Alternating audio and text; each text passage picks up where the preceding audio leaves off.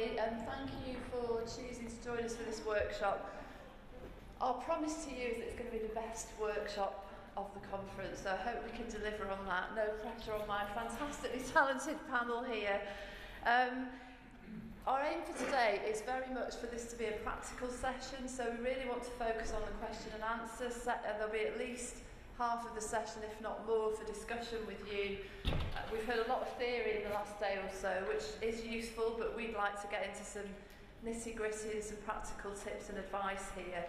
So we're promising there's no death by PowerPoint. Each speaker has a maximum of 3 slides, and really we just want to have a discussion with you. To further incentivise you and for your enjoyment, I have prizes on offer. I have 3 beautiful guidebooks of London here. So there's one on offer for the first question and 2 mystery prizes that you'll find out at the end who's won them. Okay, so I'd like to just take a minute to introduce the panel and myself. My name is Libby Howard. I'm Managing Director of a small independent agency based in Manchester called Intelligent Conversation. I'm passionate about measurement, and I firmly believe that it doesn't matter how big or small you are, you can do something about it.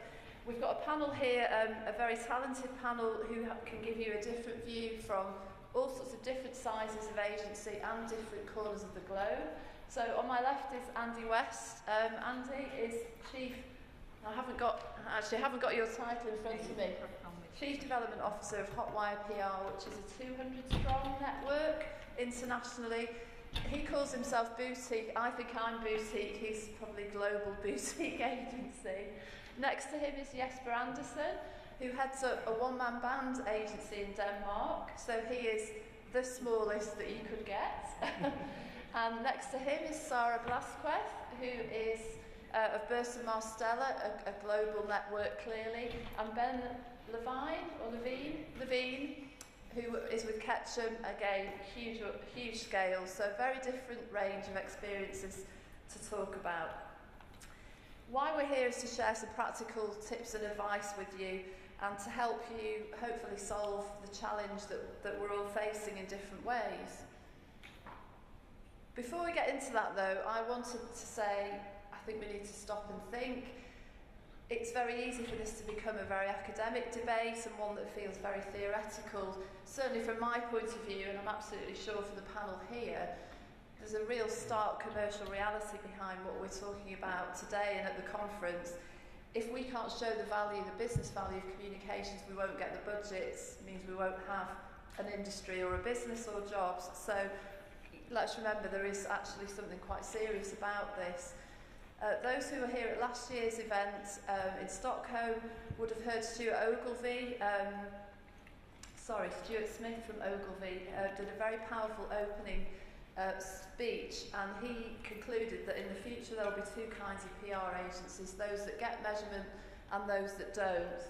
And we've just got a little clip, Stuart, if you could play it for you to listen to. The money starts to move, suddenly it gets a bit more serious. I really am worried about that tipping point.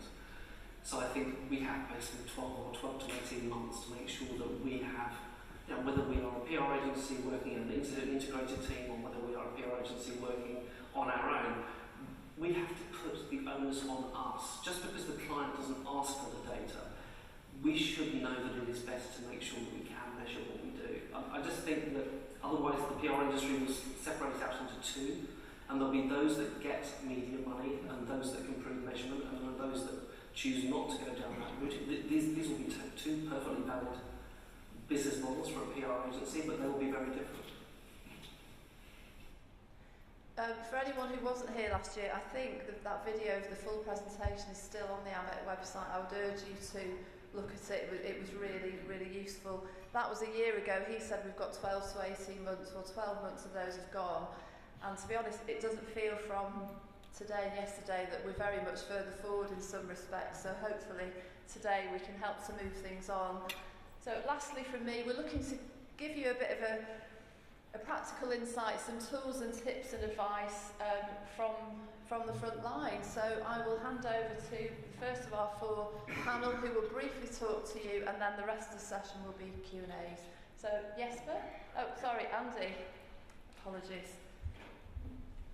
Okay, is this working? Yeah, great. Good afternoon, everyone, and thanks for coming back so promptly after lunch. Hopefully, this is the graveyard slot, so hopefully we can wake you all up.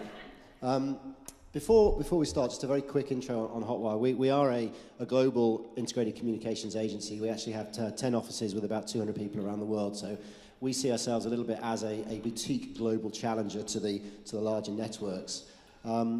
We started our measurement journey around 4 years ago when I stumbled upon AMEC and the early Barcelona principles. And we've been on that journey ever since. And if I'm entirely honest with you, it's been quite a slow and tortuous process. So I wanted to share with you some of the experiences that I've had in leading the slow and tortuous process within our organisation, and hopefully then answer any questions you might have. Right. So just a quick straw poll. How many people in the room are from agency? Okay. How many people are from client side? Okay. Welcome. We have, and how many people are from the measurement, insight, evaluation sector? Okay, so this will probably skew the next question, which is, when I start talking about measurement within our agency, I'm greeted by one of three reactions: unmitigated joy, a startling amount of indifference, or utter fear. And I have to say that within our agency, and I think within our profession, I would venture that most of my colleagues certainly aren't in the joyous camp. They hopefully sit in the indifferent camp, and far too many of them sit in the fear camp. And that's something which I believe that we absolutely need to change. So why do I think that is? Well, first of all, I think there is a fear of numbers. As an agency, as any agency, we pride ourselves on our creativity. We are storytellers. We came into this profession because we enjoy communicating. We're confident people. But my goodness me, we are terrified of numbers. And I think anybody who starts to run their own business and they have to start looking at the numbers and everything that's involved in running a business, it's quite a big jump from client-facing communications consultancy to actually looking at the numbers of how business runs. And I think therein lies some of the challenge that we find, and that is the type of professional that we are attracting into public relations from the start of the profession right the way through to today. And I think one of the challenges that we see as Hotwire is, what do we need to do to attract a new breed of professional to come into our profession that will really, through them coming into the business, will bring everyone with them in this journey towards understanding that there's nothing to fear when it comes to numbers. And I think we're very much about looking at different parts, different sorts of entrants into our organisation that bring different skills, because that keeps us fresh. And I think one of the things that excites me is the ability for our business to attract in graduates who perhaps would have gone into management consulting or accounting, data scientists, behavioural psychologists. And as a size of business we don't have those specialties. We still recruit the traditional PR graduate. And I think for us to develop, we have to start to cast our net wider and attract those other talented individuals. That is linked to the second point, which is the lack of knowledge. One of the things I've spoken about at previous AMEC conferences is the importance of education within the universities and the colleges that are churning out these PR graduates. I'm still not necessarily seeing that in the intakes that we have and with the professionals that we're hiring. I think that's got to change. And my final point here is about leadership. And one of the things that struck me over the last 36 hours has been the amazing leadership that the panels that we've listened to have shown in terms of driving forward the measurement and insight agenda within their organisations. And I think they are truly inspirational. And if we can go out and share that message, but more importantly, as agencies and as PR professionals, show that leadership, I'm certain that we can take this topic forward and we can truly make metrics matter. So what can be done about it? So just to give you a little insight and some practical tips that we've actually adopted. So first of all, as I said, 4 years ago we started on the journey and we embraced the Barcelona principles in the way that we worked. More recently, we created the Hotwire Way, which is a very simplistic methodology. Within that, the first stage we call Discover. It's not rocket science. Within Discover, it's all about using insights to inform strategy. So everything, really the key message we've heard over the last couple of days, we embedded that in the Hotwire Way. And then we've embedded the Hotwire Way into job descriptions and the way that we bring people into the business, inductions, ongoing training. Everything is linked to that Hotwire Way, which flows down into discovery, measurement, insight, Barcelona principles. We talk consistently about it. Every single pitch that we go to, every single client conversation that we have, we insist that our teams talk about measurement. Are they doing it correctly? Are they doing it well? Are they asking the right questions? If I was candid, I'd say probably not. There's a huge room for improvement, so it is an ongoing journey. We did a very simple thing. We built an account management platform, which is effectively just that. It reports on outputs. But equally, there is a very simplistic form of media monitoring that is built into that. So it means that every client gets a dashboard at the end of every month, and that pulls through key messages, spokesperson, prominence, tonality. It's free of charge to the clients. It's very, very, very simple, very basic, but it's a start. And I think that really sort of leads me on to my main sort of, I guess, two leave behinds, which is start small and scale fast. That's one of the things that we've done. And the second is that I think it's absolutely essential that agencies, regardless of size, show really, really strong leadership, that we're bold in our ambition around measurement, and that by doing that, we really make metrics matter in the next 2 years. Otherwise, I fear Stuart will be right from Ogilvy. Thanks very much, Andy. I'm going to pass over to Jesper, who I'm terrified by getting the order wrong. Jesper is very bravely doing his first presentation in English today, so good luck. Right, is this on? Good. As Libby said, Quantum is a one-man public relations company in Copenhagen, Denmark. So what can we do? We don't have the muscles like my colleagues here. What can we do to put measurement on the agenda? Well, 2 months ago, I contacted a Danish business organization called the Danish Communicators Organization and asked them if they would do a survey with me to sort of get us some knowledge that would actually help us put measurement on the agenda and actually have a conversation professionally about what is the state of media measurement in Denmark. And that's what I want to show you, a few examples of the lot. We got a lot of responses on this and a lot of interesting details, but I just want to go through a few of them. Interestingly enough, when we started looking at how are you doing measurement, the majority says we measure in-house. A little less says we measure with a measurement provider. But shockingly enough, in 2016, 27% of the respondents said we do not measure at all. We don't use Google Analytics, we don't use the free tools, we don't use Facebook Insights, Twitter Analytics, anything. We do not measure at all, 27%. And that was a bit of a shock to us. So we also dug into the reasons why, which is the next slide. I'll just read it for you. From top to bottom it says, lack of technical tools, lack of time, lack of financial resources, do not possess the skill set to measure, problems choosing the relevant metrics, overwhelmed by data quality, that's a fairly small one, not a top management priority, not a comms department priority, and I was glad to see, we do not see the business value in comms measurement was fairly small, but the shock was that the largest one, half of all the respondents who said they do not measure, half of those blamed lack of interest in the top management levels. So there's clearly some frustration going on in Denmark at least. I don't know if you can recognize it in your markets, but in Denmark, the communicators themselves are actually seeing the value of measurement, but they're pointing the fingers and saying, well, measurement is not supported or doesn't have the interest of the top management levels. And that was a very interesting aspect, I thought. Moving on, 1 in 4 said we do not possess the skill set to measure, which was also interesting to us. And if we look at how Danish communicators then rate themselves, they, on average, they say, well, we have sort of a medium proficiency in measuring communication, but when you look at the reason or how they acquired the skill set, the big one is I'm self-taught, The second largest is by reading books and finding stuff on the internet. The small one down there says, I received e-learning. It was 2%. 2% of the people responding have had some sort of formal training via AMIC College or something else.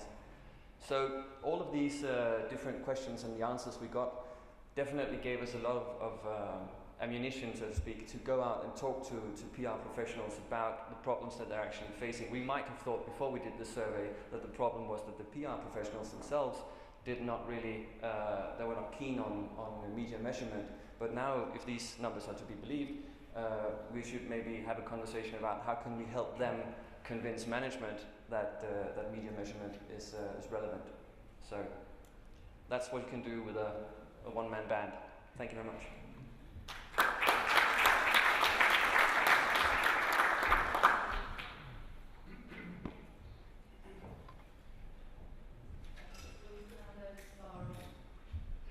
First of all, thank you very much for coming to this panel.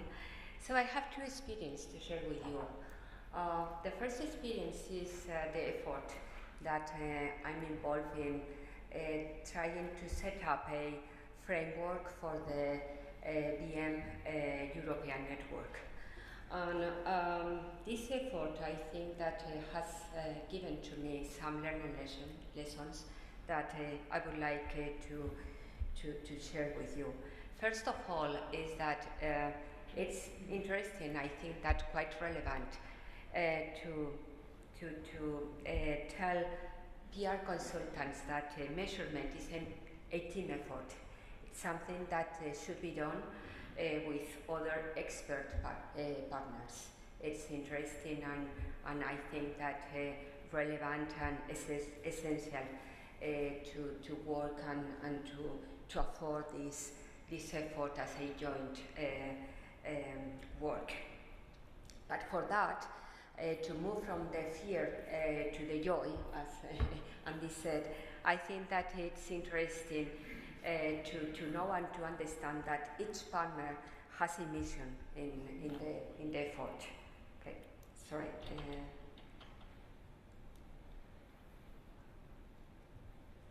Yeah, and a mission because the client is at the end, but there are a lot of roles in this joint effort to deliver. What I found in this effort, in this journey, is that you need to manage with different levels of expertise and knowledge. Not all the offices, not all the consultants have the same level of expertise. And if you are trying to have a common framework, you need to take into account these different levels. And you need also to set up a very practical framework. And for me, that means to have an open framework, an open procedure, but very concrete in some aspects. For example, I've seen that it's very, very relevant to provide to consultants tools, concrete tools to work with, concrete procedures to work with, and of course to identify expert, as I said, partners to work with. The procedures are of course very important, and this is a very simple procedure that probably I've never thought that I had to start with that. But my experience told me that simple things are the things that work. So it's a first framework that has led me to start working with different levels and different offices in the effort of developing the measurement practice. And the second experience that I would like to share with you is the experience of getting a sectorial agreement in Spain, in our country, about measurement. And the main conclusion that I have is that the Barcelona principles work, and work very efficiently. So what we've done is to take the Barcelona principles as a starting point and see with the agencies how we can apply these principles in our country, in our industry. So it's a effort, it's a journey that we start at the beginning of the year, and the idea is to finalize it in September. We will present it a guide, and this guide is going to be the first agreement on measurement in the country between not only ADECEC, which is the PR Agency Association, but with other 3 main associations that gather all of them, the sector, the industry.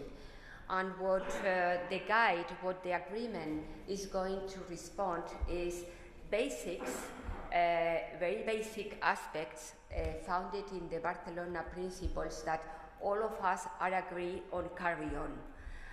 Again, is the simplicity something that for me has worked, and it is true that it is very open guideline, it is very open framework, but it's something that is going to, let us the industry, the Spanish industry, to start moving measurement in our country.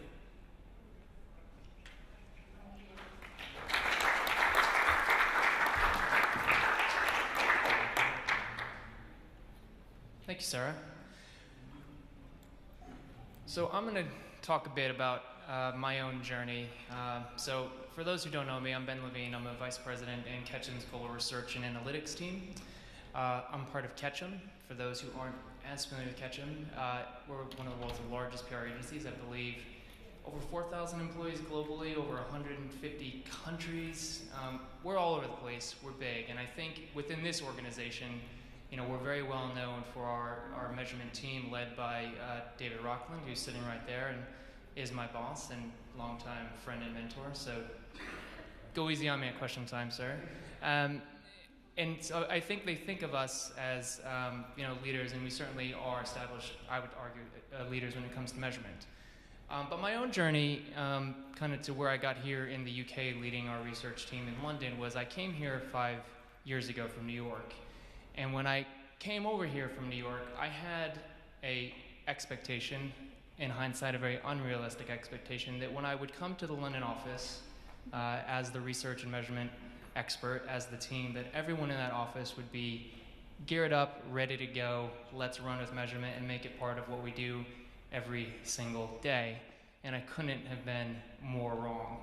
They didn't know much about our group. They didn't know what we did or how to work with us. So what I want to talk today is just some of the common, the questions or challenges that I heard when I came here and how we try to overcome them.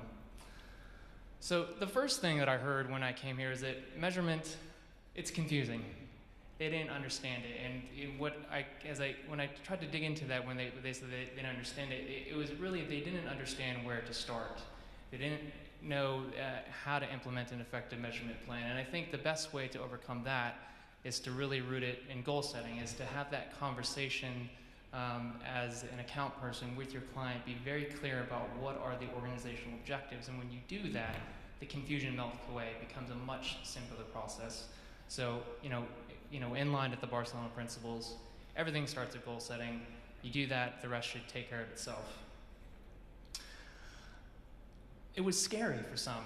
Some people, believe it or not, don't like to be evaluated, because there is that chance. What if things don't go to plan? What if I have to have that hard conversation with my client that things went wrong?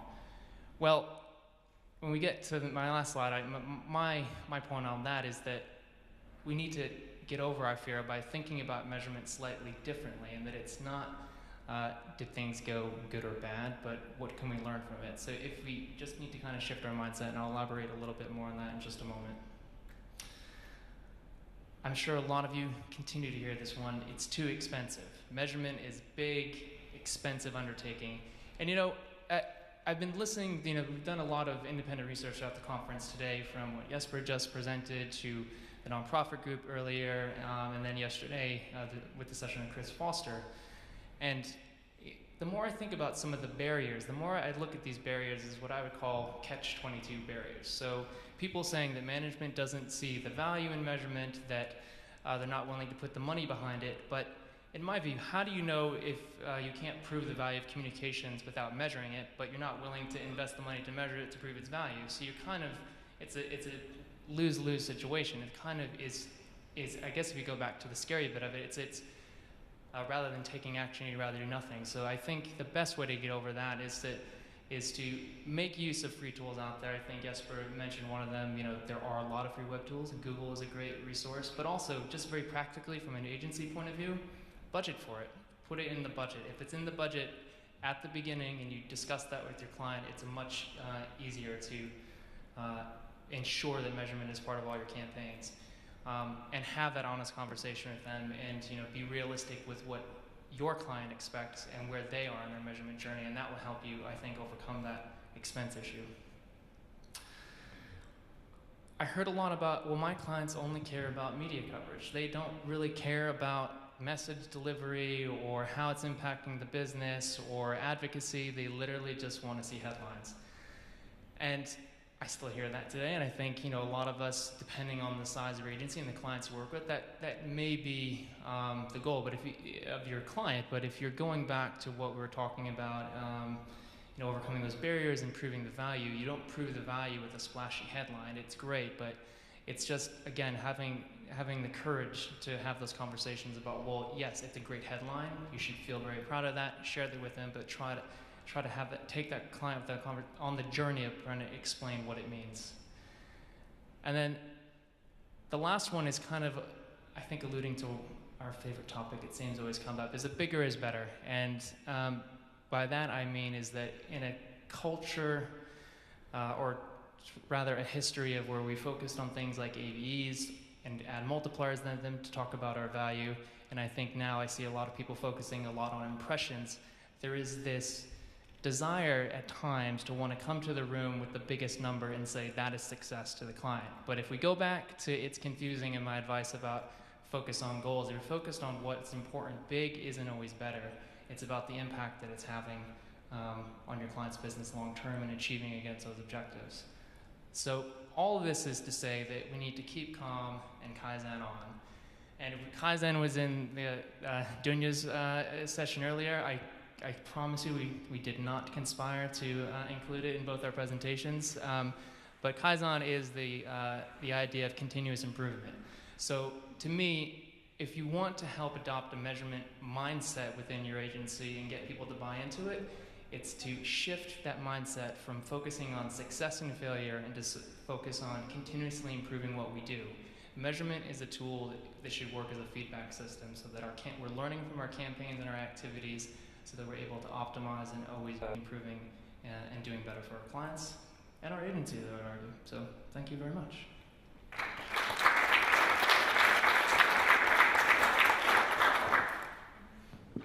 Thank you very much. That was, I'm sure you'll agree, very useful presentations.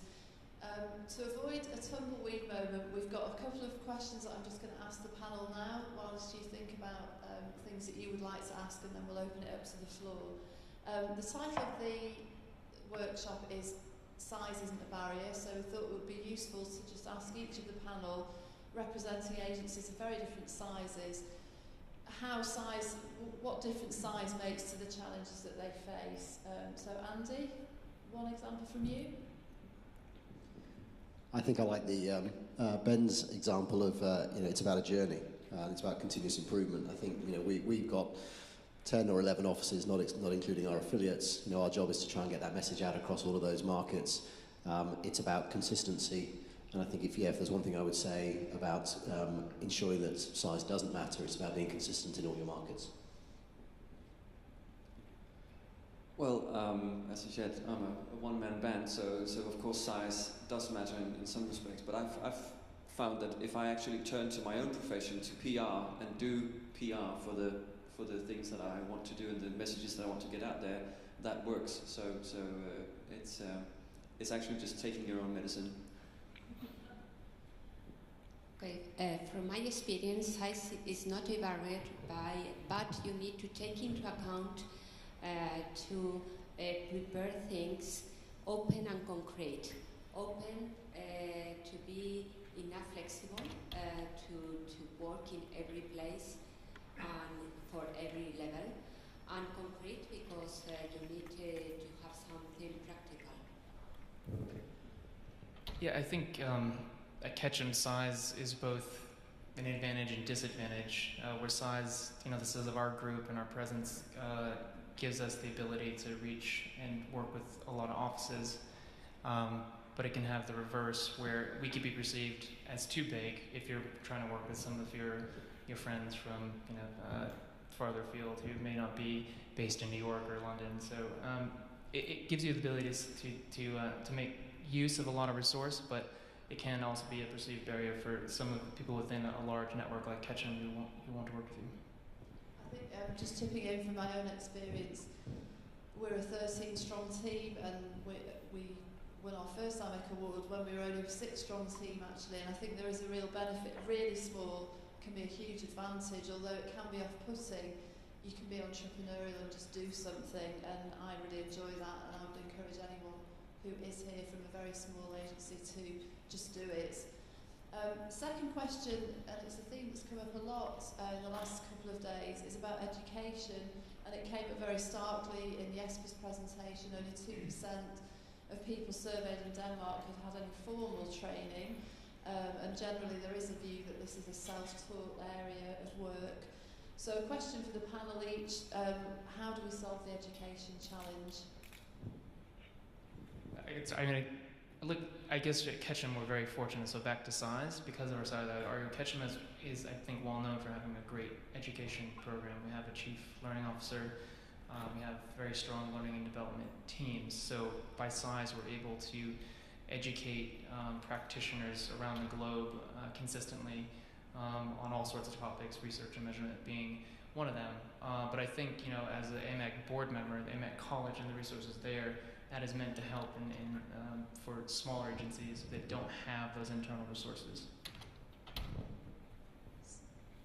Sarah? Okay. From my perspective, in Burson-Marsteller we have large training programs, but I think that in measurement is very, very interesting to go outside your company. And associations as AMEC, programs as the AMEC training, I think that can help a lot to all the companies in going into a field that requires a specific knowledge. Yes. Well, as the survey showed, there is a potential for educating people in Denmark at least, but I'd like to pick up on something that Chris Foster actually said yesterday about this journey of maturity, because that's something I really felt myself. I've been on a sort of a journey of maturity. It took me 10 years in PR to start actually questioning gradually then AVEs and then the things that we do with the clip books and everything. And now I've transitioned into PR measurement. But the journey of maturity is definitely something that I encounter when I talk to clients.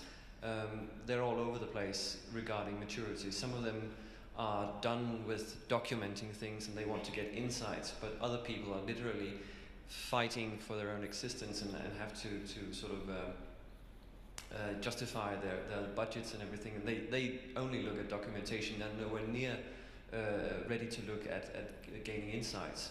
So if we have to put together some sort of a training program or an educational program that has to take into account this journey of maturity, and that people, companies and organizations are at very different levels.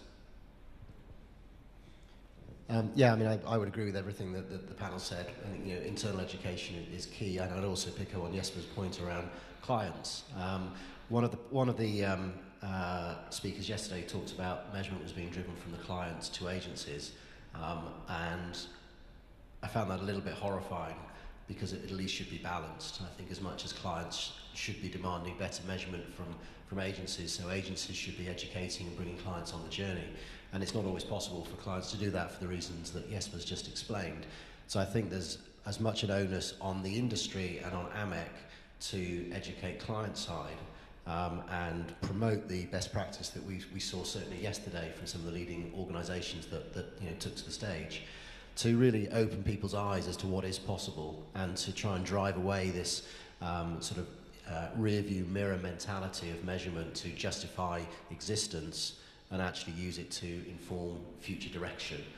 So I think there's as much education needed on the client side as there is on the agency side as well. Thanks, I would agree. This is my last question for the panel, and then we will throw it open. We have got people here from different parts of the world, and I thought it would be interesting to ask each of the panel how, I suppose, where in your country or your part of the world, where is that culture at in terms of measurement, and are there any particular challenges it brings? Maybe helpful to start with Jesper there, because you're a very small country and maybe some specific challenges there. I don't know if they're specific to Denmark or specific to Scandinavia, but it's my impression at least that we're somewhat behind the development in, for instance, the UK or the US. So there's a bit of a lack of maturity, and that comes across particularly a lot of the clients, the potential clients that I meet. They're looking for the one golden metric to solve everything. If we can't have ABEs, then what can we have? Give me one metric and I can say each month, is it going up or is it going down? I don't want 100 different metrics. So.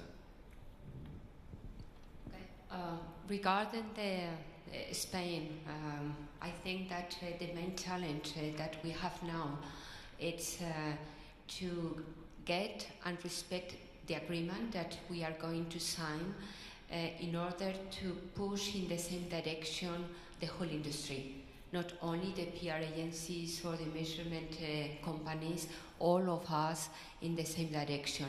And for that, I think that we have a simple but basic but common agreement, and the challenge is to respect it and to go ahead with it.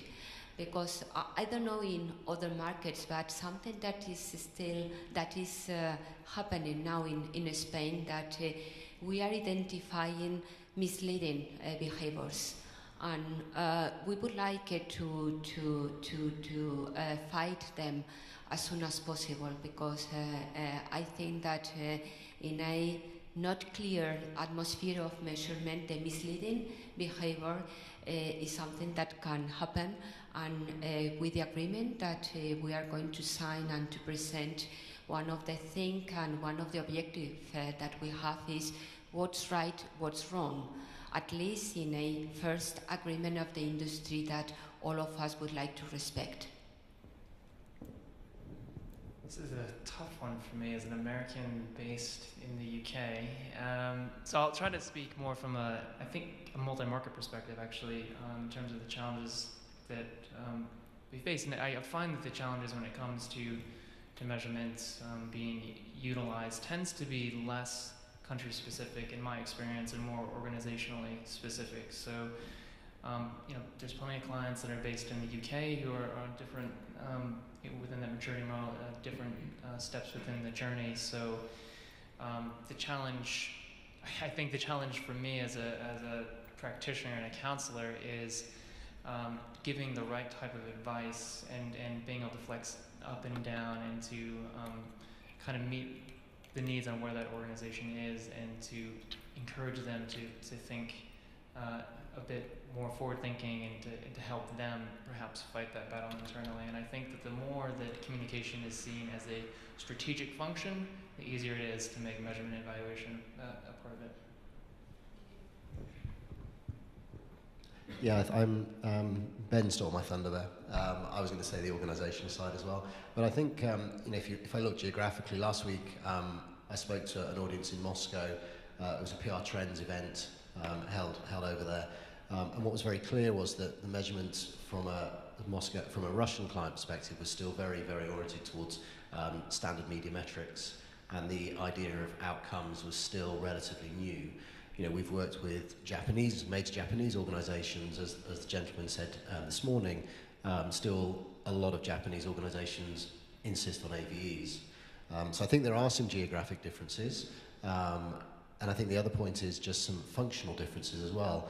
If we are reporting into a communications department, there is one level of awareness around measurement. If we start to report into a broader function, a marketing function, or marcoms function, then there's a much different level of maturity in terms of the metrics that they would expect. And I think that comes back to the sort of work that we as agencies are increasingly doing, which is, you know, with the PESO model, we're getting more involved with a broader swathe of the marketing team than we have done previously. And I think that's good news for all of us as agencies, because it forces us to become more accountable, because that's the language that the marketing department speaks, and it's teaching us as communicators to speak the same language. Thank you very much. I'm going to stand here so that I can see where questions are coming from. So, right for the first question. First hand up. This lady here.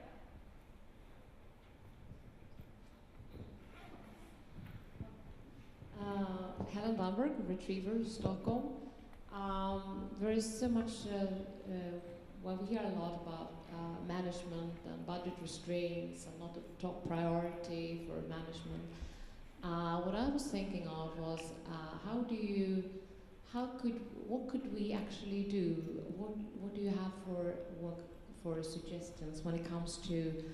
I believe that you kind of have to educate both internal communications people in how they actually communicate with the C-suite, with management, because so that they understand, build trust, and so that the management would understand that this is very strategic for the business, but also educate people in the PR industry to be able to help the clients to what kind of arguments should we use, what kind of communication could we use, because I really feel that there's a gap there. There's lots to do when it comes to communication with management, and if they say no, it shouldn't be taken as a no. You should just find another way of showing that measurement is very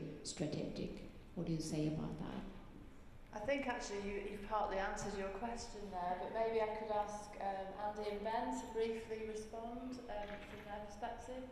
I think a lot has been talked about the language of the C-suite. I heard a very good talk by the marketing director of British Land recently. They're a FTSE 100 property company, and he was saying that, quite simply, if he goes to his CEO with a bunch of press clippings, the CEO goes, well, that's very nice, well done. If he goes to the CEO and says, look at how we've influenced the footfall into these shopping centres through the impact we've had from this press coverage, he has a very, very different sort of conversation. And I think part of our challenge as agencies is to find the right people who have the right level of business curiosity and acumen to be able to develop the right metrics which speak to what's important to the CEO. And I think we've heard that consistently over the last couple of days. You know, it has to start off with, you know, what is the business strategy of the organisation, and how do my KPIs as a communicator fit with that business strategy? And I think if you make that linkage, then you have a much easier conversation with management than if you purely rely on just old-fashioned comms metrics. I would agree with everything that Andy said, and just add that measurement and evaluation, I think, should in a lot of ways be thought about making decisions. So, I mean, businesses, managers, we're constantly making decisions, and we're making decisions hopefully in the mindset of how am I helping to move my organization forward to achieving its goals, and measurement and evaluation is a tool to help you make better formed decisions. So if you have, I can do X or I can do Y based on what the data tells me, what's more effective, what's going to have the most impact on the organization. That's the conversation you have, and that is, I believe, a way you can get, you know, people who may be hesitant to invest in it, invest. Next question. Yes, very brief, because Helen also asked what can we do to perhaps inspire the PR agencies, and I would say that from my perspective, including measurement in the criteria for PR awards is one of the ways to go. I've seen it in Denmark that we have one our own PR award, and measurement is nowhere near in the criteria for winning that award. So if you give the PR agencies a carrot and say, well, you have to include something about measurement to even be able to win the award, I think they would start paying attention. Helen, from my PR perspective, I think that in this case, training or educating has more to be related to understanding. I think that it's first thing that we need to get and to achieve is that all of us understand the whole process. And I think that for that it's quite interesting to apply what I said, the different roles that all the partners play in the process, in the whole cycle, and the precise role that each of us have in the cycle. So I think it's a question of understanding, well understanding how we can all together work for the final client's benefit. Thank you. Next question.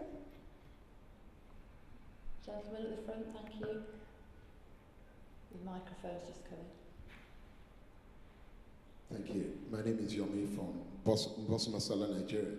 My question is, where does measurement sit in the agency?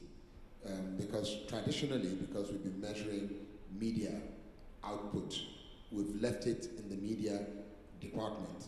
Like in my own agency, that's what we've done. But coming here, I know and I realize it's a lot more than measuring AVE. So in the agency traditional structure, where does measurement and evaluation sit? It's a very good question. I'm going to ask Ben to start off there. Yeah, it's an easy one for us. So within Ketchum, we have a dedicated team, our own business unit, as it were, called the Global Research Analytics Team. So that is where measurement and evaluation sits, and we act as counselors, so to speak, internal consultants to all the account teams.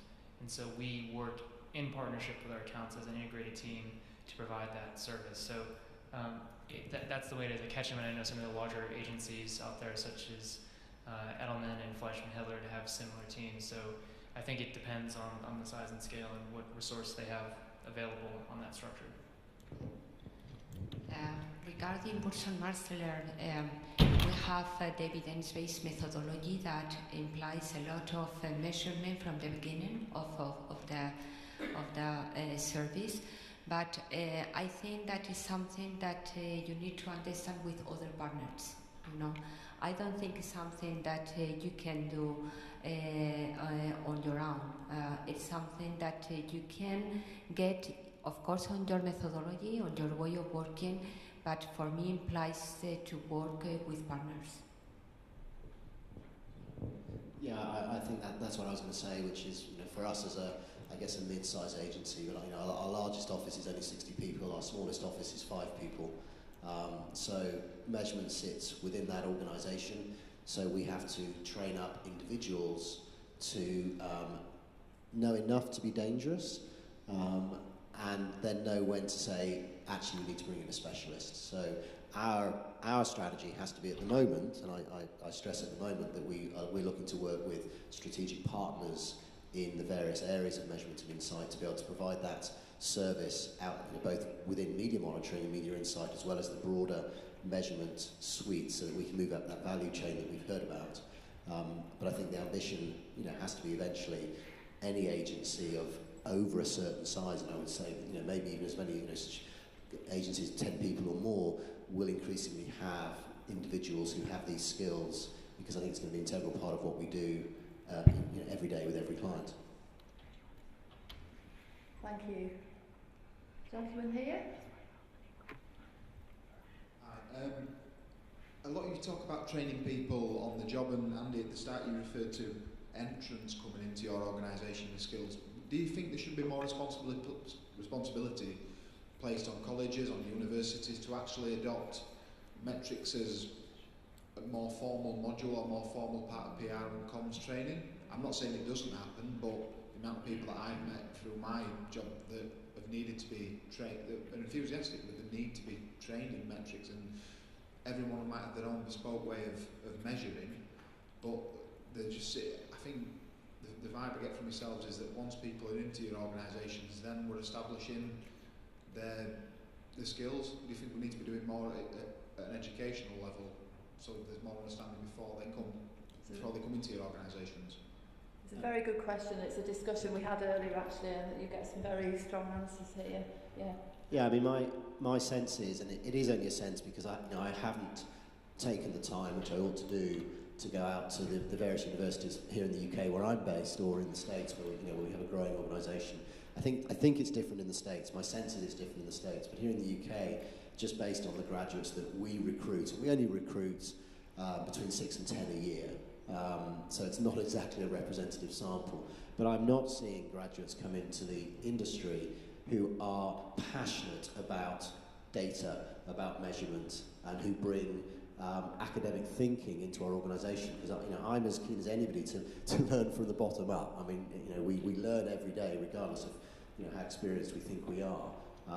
So my sort of anecdotal belief is that they're not coming out of universities. I'm told that analytics, data analytics, measurement is part of the curriculum. Maybe it's something that you get your degree, you leave university and you conveniently forget it because it was the worst part of the degree. I don't know, but anecdotally, I'd love to see a higher calibre of graduates coming into our organisation and really challenging us as managers and really testing us with the latest techniques that they're being taught from the academics, because we know that the academics are out there and they're leading the way.